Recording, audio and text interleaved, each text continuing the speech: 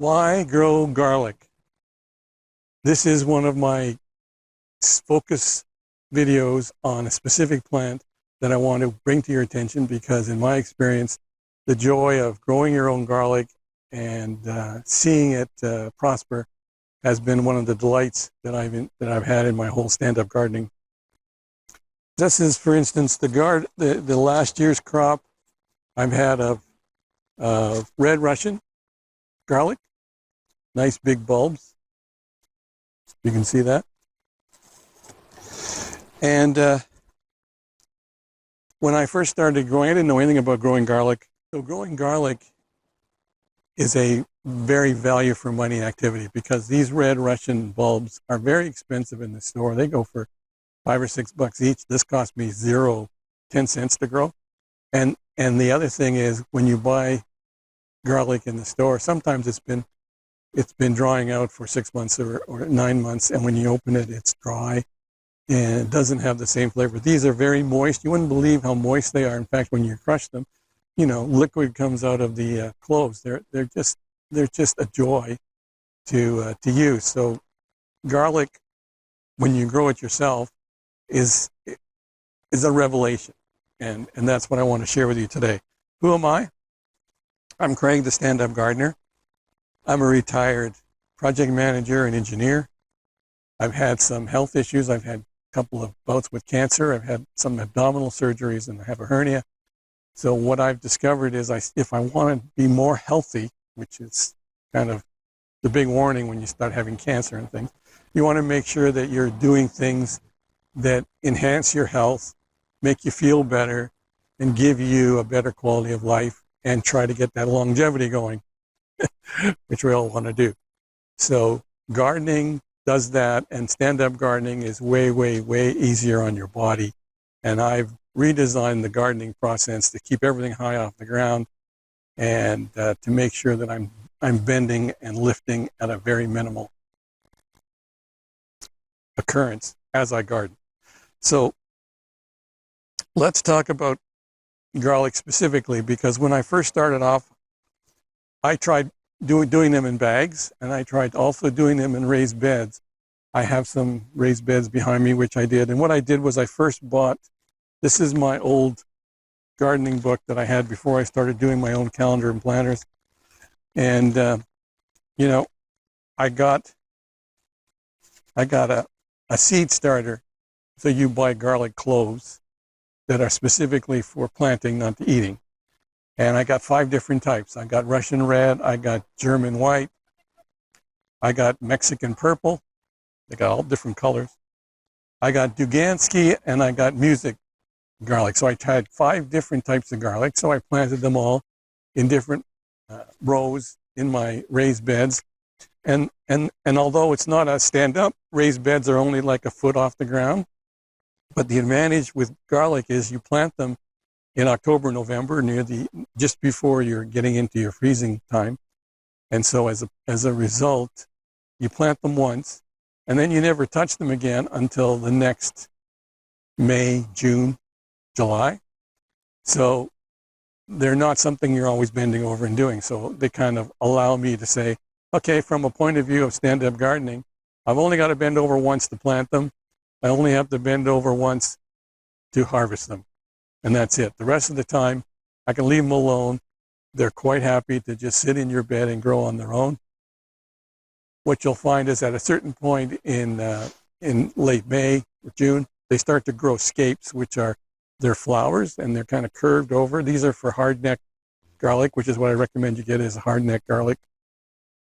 And the scapes, you can cut them off, and they're like green beans. You can fry them up. You can put them on the barbecue. They're really tasty, and they taste just like garlic, and you get the garlic, fresh garlic taste, you know, a month or so before you actually harvest the garlic bulbs in the ground.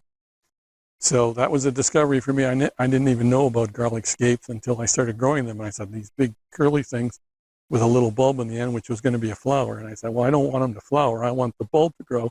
So I'm probably going to cut those off. So I did, but they still they have the same garlic taste in the stem. So that was great. The thing about garlic then is at some point you'll notice that the leaves start to die off. They start to turn yellow.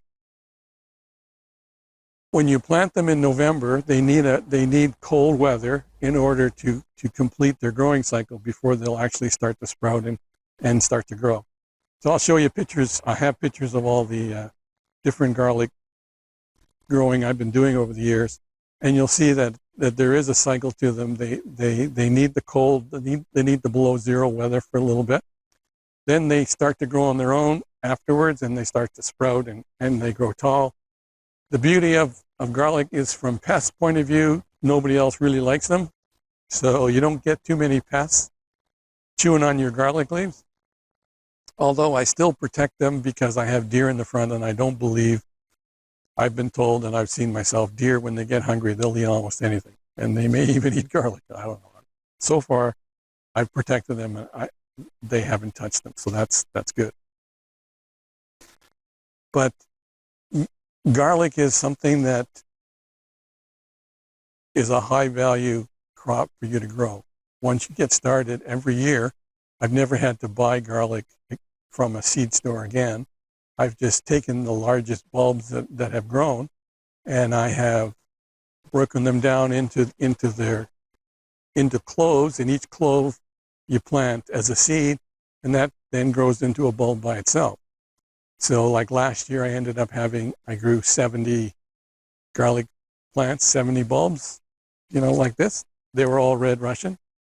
And I'll take 10 or 12 of these, and I'll break them up, and each one will be able to give me, like this one's got 1, 2, 3, 4, 5, 6 cloves in there. So that'll be 6 plants from one. So I'll have lots to eat, and I'll also have lots to then reseed for next year. So it cost me $0 in order to get from this year to next year. And I have dedicated beds that I use, that I put them in because I know they grow very well there. And I'm planning on just recycling, going through, and having garlic every year, hopefully, for the intermediate future, let's say.